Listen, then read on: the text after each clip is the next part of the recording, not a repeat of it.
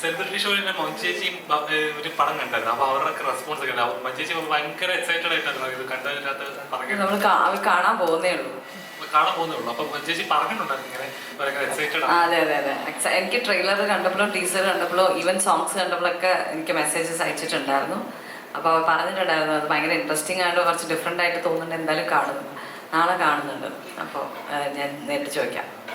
അതേപോലെ ഇപ്പം ഇതിനകത്ത് പറയുന്നുണ്ട് റീ ഇൻട്രൊഡ്യൂസിങ് ഭാവന. അപ്പൊ നമ്മളൊരു കഥ, ഒരു ഡയറക്ടർ അല്ല ഒരു പ്രൊഡ്യൂസർ വന്നൊരു കഥ കൺവിൻസ് ചെയ്യുമ്പോൾ ഞങ്ങൾ ഇങ്ങനെ ഒരു ടൈറ്റിലാണ് ഭാവനയ്ക്ക് കൊടുക്കാൻ ആഗ്രഹിക്കുന്നത് എന്ന് പറയുമ്പോൾ ഫസ്റ്റ് മൈൻഡ് വന്നൊരു കാര്യം എന്തായിരുന്നു? നമ്മൾ ഷൂട്ടൊക്കെ കഴിഞ്ഞ് ഏകദേശം നമ്മുടെ ബാക്കി കാര്യങ്ങളൊക്കെ പോസ്റ്റ് പ്രൊഡക്ഷനൊക്കെ നടക്കുന്ന സമയത്താണ് ഇവരിങ്ങനെ ഒരു ഐഡിയ ചോദിച്ചത്. ഞാൻ അതിന് എനിക്ക് പ്രശ്നമൊന്നും തോന്നിയില്ല. കാരണം ഞാൻ ഇതുവരെ ചെയ്യാത്ത ഒരു കൈൻഡ് ഓഫ് ഒരു റോളും ക്യാരക്ടറൊക്കെയാണ്. അത് കണ്ട ആൾക്കാർക്ക് മനസ്സിലാവും. അപ്പോൾ അതിനെ ജസ്റ്റിഫൈ ചെയ്യുന്നുണ്ട്. അപ്പോൾ അതുകൊണ്ടാണ് എൻ്റെ അടുത്ത് അങ്ങനെ വെച്ചോട്ടേയും ചോദിച്ചു, ഞാൻ വെച്ചോളാൻ പറഞ്ഞു. അത്രേ ഉള്ളൂ.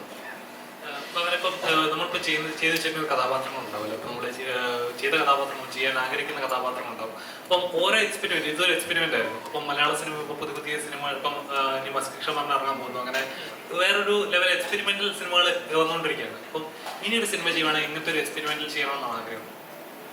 അങ്ങനെയൊന്നുമില്ല. ഇങ്ങനെ എക്സ്പെരിമെന്റ് സിനിമകൾ വരുന്നത് നല്ലതാണ്. അല്ലെങ്കിൽ ഇന്നല്ലെങ്കിൽ നാളെ അത് ഭയങ്കരമായിട്ട് ചർച്ച ചെയ്യപ്പെടും.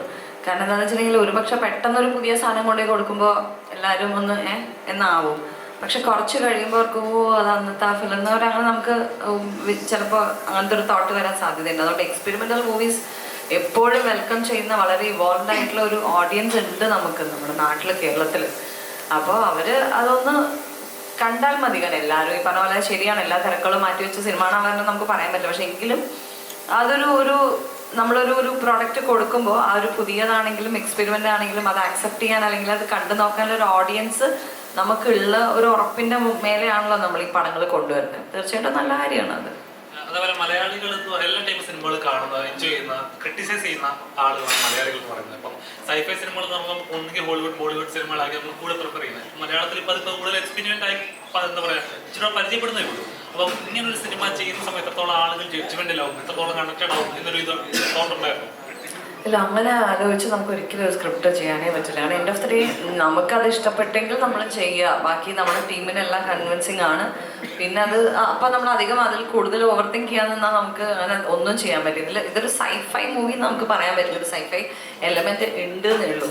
പക്ഷെ അത് നല്ല രീതിയിൽ എക്സിക്യൂട്ട് ചെയ്തെടുത്തത് കൊണ്ടാണ് നമുക്ക് ഈ പറഞ്ഞ പോലെ ക്ലൈമാക്സ് ഞെട്ടിച്ചു അല്ലെങ്കിൽ ക്ലൈമാക്സ് പൊളിയായിരുന്നു എന്നുള്ളൊരു റിവ്യൂ വരുന്നത്. അപ്പം അതിന് I think all credit goes to director.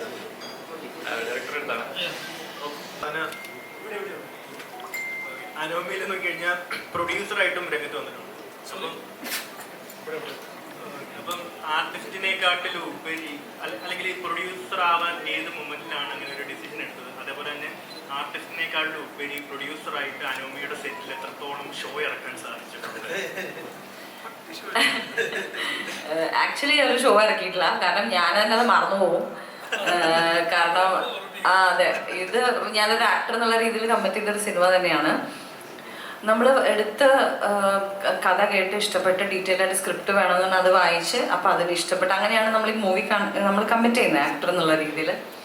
അത് കഴിഞ്ഞ് നമ്മൾ പടം കഴിഞ്ഞ് ഒരു സ്കെഡ്യൂൾ കഴിഞ്ഞിട്ടാണ് ഇവർ ആദിത്തും റിയാസും ഇങ്ങനെ ഒരു തോട്ട് തരുന്നത്. ഒരു പ്രൊഡക്ഷൻ്റെ ഭാഗമാവാൻ എങ്ങനെയാണ് താല്പര്യമുണ്ടോ എന്നുള്ള രീതിയിൽ. അതത്ര ഭയങ്കര സീരിയസ് ആയിട്ട് ആലോചിച്ചിട്ടൊന്നുമല്ല. ഇവർ വെച്ച വിഷ്വൽസിൽ വന്നൊരു കോൺഫിഡൻസിലാണ് നമ്മൾ വൈ നോട്ട്, കൊള്ളാം, ഇത് നമ്മൾ വിചാരിച്ചതിനേക്കാൾ നന്നായി വരുന്നുണ്ട്. അങ്ങനെയാണ് ഞാനിതിൽ അങ്ങനെ പ്രൊഡക്ഷൻസ് എല്ലാം കൂടി ഇന്നാവുന്നത്.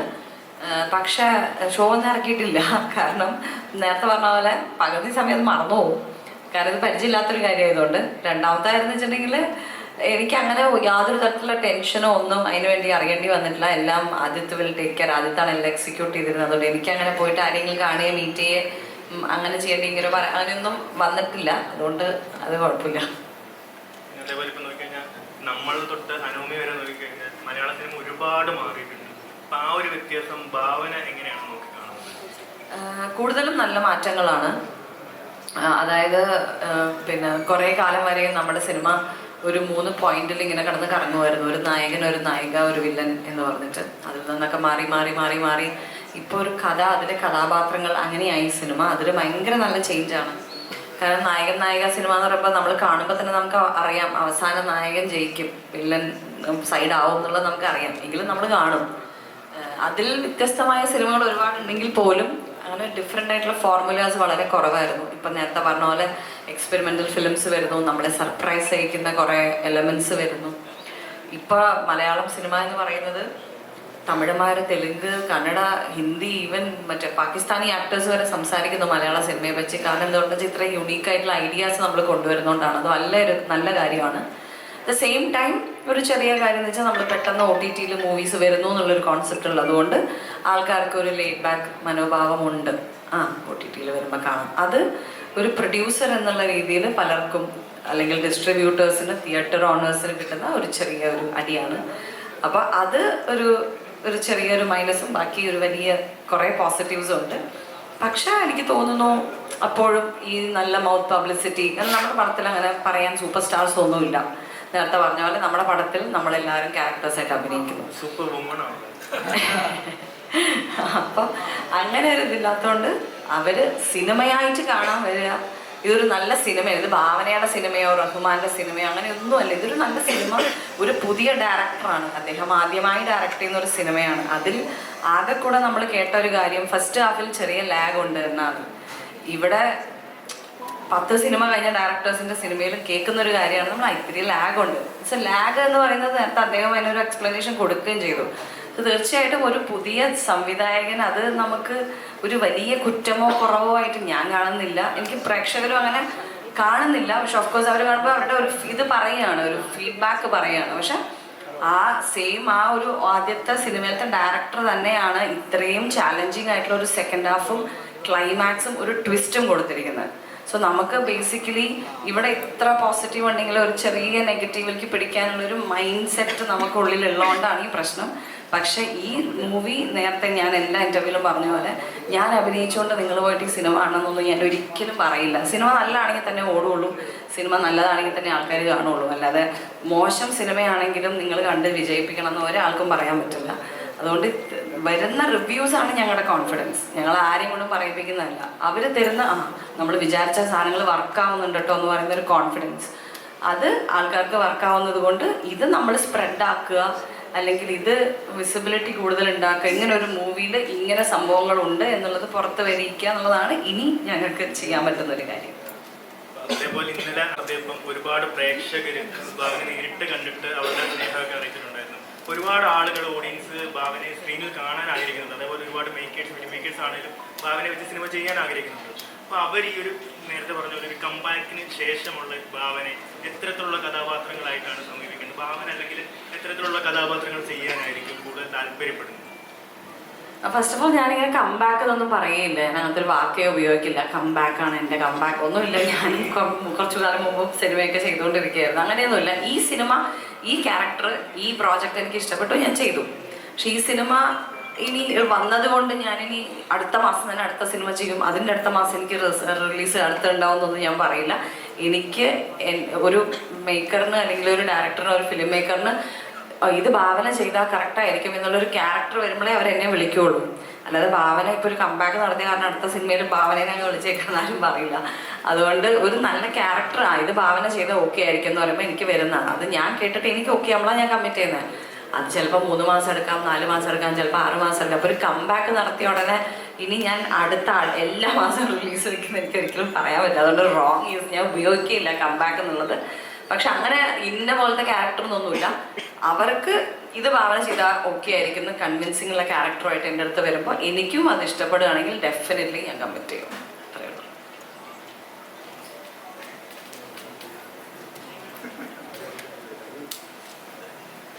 ഈ 2025 ഒരു വലിയ രീതിയിലുള്ള മാറ്റം വന്നുള്ള സിനിമയുടെ ലോകം. അപ്പൊ അതേപോലത്തെ ഒരു സൂപ്പർ ഹ്യൂമൻ ക്യാരക്ടറൊക്കെ വന്നാൽ ചെയ്യും. സൂപ്പർ വുമൻ, അത് ലോക വാമ്പയർ ഒരു സ്റ്റോറി ഭയങ്കര ആ സമയത്ത് ഭയങ്കര യുണീക്കായി നമ്മൾ മലയാളത്തിൽ ഇതുവരെ ആരും ചെയ്തിട്ടില്ല. അപ്പം ഇനി അങ്ങനത്തെ ഒരു മൂവി വന്നാൽ ചോദിച്ചാൽ എനിക്ക് അറിഞ്ഞോളൂ. പക്ഷെ ഓഫ്കോഴ്സ് നേരത്തെ പറഞ്ഞ പോലെ സ്ക്രിപ്റ്റ് നല്ലതാണ്, എനിക്ക് ഇൻട്രസ്റ്റഡ് ആണ്, ഞാൻ ചെയ്യും. അങ്ങനെയൊന്നുമില്ല. നല്ല ക്യാരക്ടേഴ്സ്, നല്ല സിനിമ എന്നുള്ളതല്ലോ. അത് ഒരാൾ എന്തായാലും ഒരു നല്ല ക്യാരക്ടർ ചെയ്തില്ലേ, അതിന് നമ്മൾ അപ്രീഷിയേറ്റ് ചെയ്യുന്നു. ഇനി അതുപോലത്തെ ഒരു ക്യാരക്ടർ എനിക്ക് ചെയ്യണമെന്ന് എനിക്കില്ല. ഇല്ല, അത് അവർക്ക് അങ്ങനെ ഒരു ക്യാരക്ടർ ഉണ്ടെങ്കിൽ അവർക്ക് തോന്നുകയാണെങ്കിൽ വിളിക്കട്ടെ. അവാർഡോ? ഏയ് ഇല്ലില്ല. ഇതിന് വല്ല CGക്കും ഒക്കെ കിട്ടുകയാണെങ്കിൽ നമ്മൾ ഭയങ്കര സന്തോഷമായിരിക്കും. CG ബാക്ക്ഗ്രൗണ്ട് സ്കോർ ഒക്കെ നന്നായി ഡിസേർവ് ചെയ്യുന്നുണ്ട്. അവാർഡ് കിട്ടുന്നതൊന്നും എനിക്ക് തോന്നുന്നില്ല. അങ്ങനെയൊന്നുമില്ല. 2002 നമ്മളിലൂടെയാണ് മലയാള സിനിമയിൽ വന്നത്. ഇപ്പോൾ 24 വർഷമായി സിൽവർ ജൂബിലി എടുക്കുകയാണ്. കരിയർ ഇങ്ങനെ പ്ലാൻ ചെയ്ത് പോവാണോ? അപ്പോൾ ത്രില്ലർ ജോണറുകൾ സൗത്ത് ഇന്ത്യയിൽ അത്യാവശ്യം മാർക്കറ്റ് ഉണ്ട്, കന്നഡ തെലുങ്കിലൊക്കെ. അതിൽ കൂടുതലും ഇങ്ങനത്തെ ത്രില്ലർ മൂവികളല്ല ചെയ്തിട്ടുള്ളത്. ഞാൻ കന്നഡയിൽ ഒരു കേസ് ഓഫ് കൊണ്ടാനാന്നൊരു ത്രില്ലർ ഫിലിം ചെയ്തിട്ടുണ്ട്. ഹണ്ട് ഹൊററാണ്, പ്രേതമാണ്.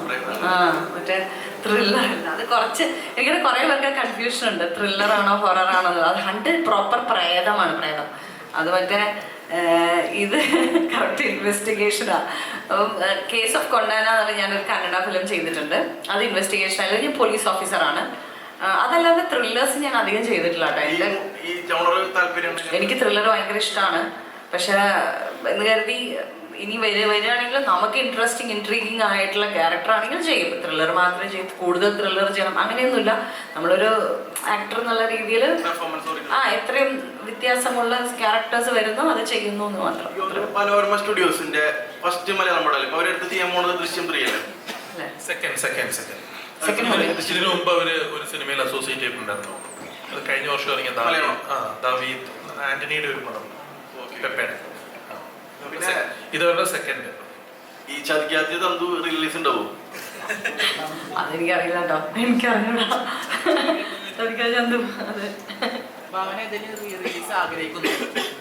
ഞാൻ ചുരുക്കി പറഞ്ഞ എല്ലാ പടങ്ങളും റീ റിലീസ് ആക്കി. അതെന്താന്ന് വെച്ചിട്ടുണ്ടെങ്കിൽ ചോട്ടാ ബോംബെ റീ റിലീസ് ആയപ്പോൾ ഇപ്പൊ വന്ന ജനറേഷൻ ആൾക്കാർക്ക് ചെറിയ കുട്ടികളൊക്കെ എൻ്റെ അടുത്ത് എന്താ പറയുക, ചേച്ചിയുടെ പുതിയ സിനിമ കണ്ടു കേട്ടോ. അപ്പൊ അതെനിക്ക് ഭയങ്കര ഇഷ്ടപ്പെട്ടു. അപ്പൊ ഞാൻ ഓക്കെ. അപ്പൊ അതുപോലെ ഇന്ന പടമൊന്നുമില്ല വരുന്ന ഇപ്പൊ ഉദരാണ് തന്നെ റീ റിലീസ് ചെയ്യാൻ പോവല്ലേ. അത് എന്റെ പടമൊന്നും വരാൻ പറ്റില്ലെങ്കിലും നല്ല നല്ല സിനിമകളൊക്കെ നല്ലല്ലേ. ചുമ്മാ പിന്നെയും തിയേറ്ററിൽ പോയി കാണാന്നുള്ള ഒരു എക്സ്പീരിയൻസ്. ഈ ബോധപൂർവ്വമുള്ള തീരുമാനമാണോ സീരിയസ് കഥാപാത്രങ്ങൾ പിടിക്കാന്നുള്ളത്? അല്ലല്ല, എനിക്ക് ഇങ്ങനത്തെ ഒരു ക്യാരക്ടർ ഇവരെന്നെ വിളിച്ചപ്പോൾ തന്നെ ഞാൻ ഭയങ്കര എക്സൈറ്റഡ് ആയിരുന്നു. കാരണം എന്നെ എല്ലാവരും വിളിക്കുന്ന ഭയങ്കര ഒരു ബബ്ലി ആയിട്ടുള്ള ക്യാരക്ടർ, കുറച്ച് കുറുമ്പൊക്കെ ഉണ്ട്, ടോക്കറ്റീവ് ആണ്, ഇങ്ങനെയാണ് എപ്പോഴും ഒരാൾ വന്ന് പറയുമ്പോൾ തുടങ്ങുക. അപ്പൊ ഇവര് വന്നിട്ട് ഇങ്ങനത്തെ ഒരു സംഭവം പറഞ്ഞപ്പോൾ തന്നെ ഞാൻ കുറച്ച് എക്സൈറ്റഡ് ആയിരുന്നു. ഞാൻ കുറച്ച് ഭയങ്കര സന്തോഷം തോന്നി എനിക്ക്. കാരണം നമുക്കും വേറെ വേറെ വേറെ രീതിയിലുള്ളത് ക്യാരക്ടേഴ്സ് ചെയ്യണം എന്നൊരു ആഗ്രഹം ഉണ്ടാവുമല്ലോ. അപ്പൊ അങ്ങനെ ബോധപൂർവ്വമുള്ള തീരുമാനമൊന്നുമല്ല. ഇനിയും ഫൺ ക്യാരക്ടേഴ്സ് വന്നാൽ ഞാൻ ചെയ്യും. നല്ലതാണ്, എനിക്ക് ഇഷ്ടപ്പെട്ട എന്തായാലും ചെയ്യും.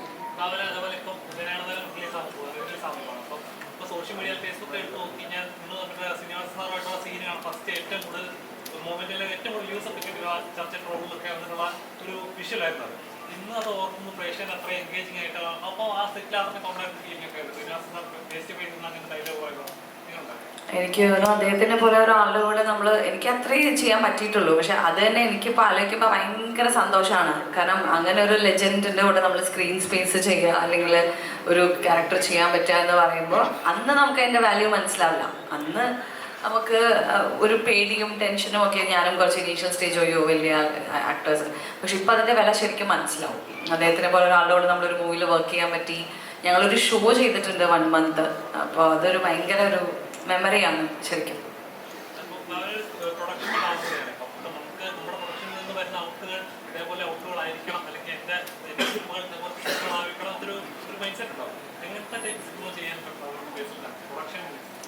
നല്ല സിനിമ, നല്ല ക്വാളിറ്റിയുള്ള സിനിമകൾ. നല്ല ക്വാളിറ്റിയുള്ള സിനിമകൾക്ക് ആരും കണ്ടിട്ട് ഇതെന്ത് പടാന്ന് ചോദിക്കാത്ത, ഇപ്പോൾ നിങ്ങൾക്ക് തന്നെ അറിയാം ഇപ്പോഴത്തെ ഒരു പടത്തിൻ്റെ ഒരു റിവ്യൂ എന്ന് പറയുന്നത് പുറത്ത് വരുമ്പോൾ 1 വേർഡിൽ നമുക്ക് കിട്ടും. മോശമാണെങ്കിൽ വളരെ മോശം എന്ന് തന്നെ ആൾക്കാർ പറയും. നമ്മുടെ ഈ പടത്തിലിപ്പോൾ അനോമിയിൽ ഏറ്റവും കൂടുതൽ ആൾക്കാർ സംസാരിക്കുന്നത് ഒരു ക്വാളിറ്റി എന്നുള്ളൊരു വാക്ക് ഉപയോഗിക്കുന്നുണ്ട്. അത് ഇറ്റ്സ് നോട്ട് ഈസി. അത് നമ്മുടെ ഓഡിയൻസിൻ്റെ അവിടെ നിന്ന് വരാൻ ഇത്തിരി ബുദ്ധിമുട്ടാണ് ആ വാക്ക്. നല്ല ക്വാളിറ്റി ഉള്ള സിനിമയാണ് അല്ലെങ്കിൽ ഒരു വേറെ ലെവൽ മേക്കിംഗ് ആണ് എന്നൊക്കെ വരുന്നത് അത് വെറുതെ അങ്ങ് വരില്ല. തീർച്ചയായിട്ടും അവരത് അങ്ങനെ ഫീൽ ചെയ്തിട്ട് വരുന്നതാണ്. അത് അങ്ങനത്തെ ഒരു സാധനം കീപ്പ് ചെയ്യണമെന്നുണ്ട്. അല്ലാതെ എന്തൊക്കെയൊക്കെ ചെയ്തിട്ട് വെച്ചിട്ട് അല്ലാതെ അതാണ് ആ ഒരു അങ്ങനെ ഒരു എഴുതി വരുന്ന അല്ലെങ്കിൽ ആളുടെ പുറത്ത് വരുന്ന ആൾക്കാരുടെ ഞങ്ങൾ ഞെട്ടിച്ചോട്ടാ അല്ലെങ്കിൽ ഭയങ്കര ക്വാളിറ്റി ഉണ്ട് എന്ന് പറയുന്നത്.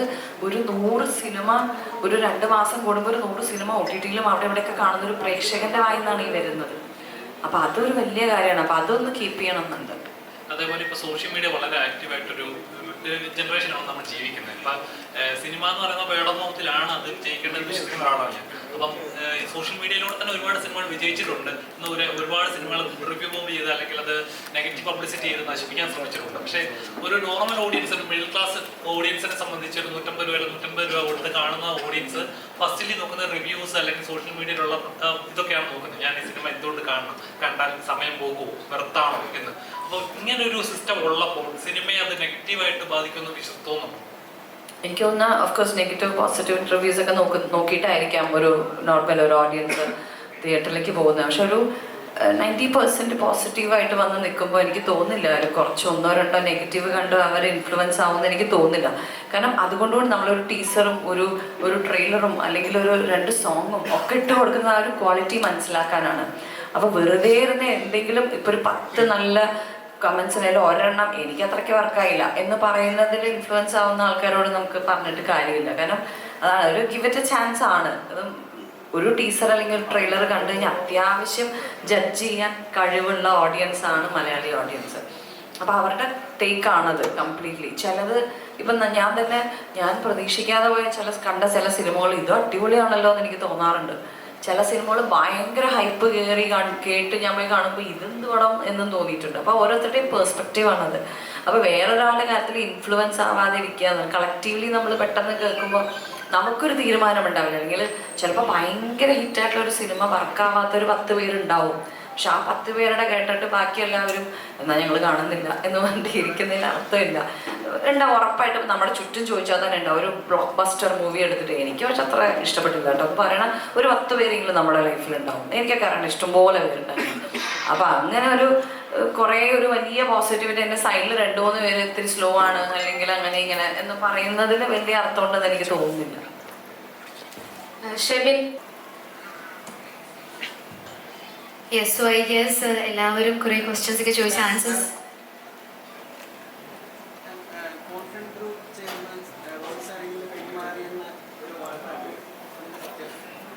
പിന്മാറിയതല്ല, അത് ടി സീരീസ് പനോരമ നമ്മുടെ മൂവി വാങ്ങിച്ചപ്പോൾ അവരായിട്ട് ഇൻവെസ്റ്റ് ചെയ്ത എല്ലാവരെയും അവർ ബൈ ഔട്ട് ചെയ്തതാണ്.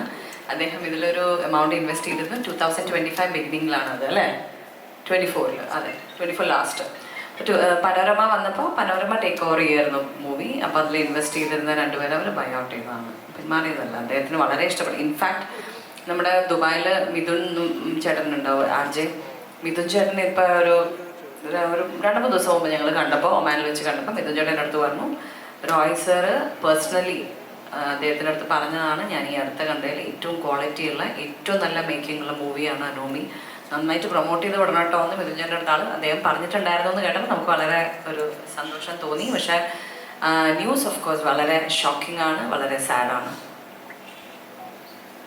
So yes, I think with that last question നമ്മൾ ഈ ഒരു പ്രസ് മീറ്റിൻ്റെ എൻഡിങ്ങിലോട്ട് വരികയാണ്. ഏതൊരു നല്ല ചിത്രം ഉണ്ടാവണമെങ്കിലും ഡയറക്ടർ ബ്രില്യൻസ് വേണം, മ്യൂസിക് അടിപൊളിയായിരിക്കണം, ആക്ടേഴ്സ് എക്സെപ്ഷണൽ ആയിരിക്കണം, നീന്താൻ അറിയാണ്ട് കൂടെ നീന്തൽ സീൻ അല്ലാതെ അടിപൊളിയായിട്ട് അഭിനയിക്കണം അല്ലേ. അറിയാം, വെറുതെ പറഞ്ഞതാണ് അവര്.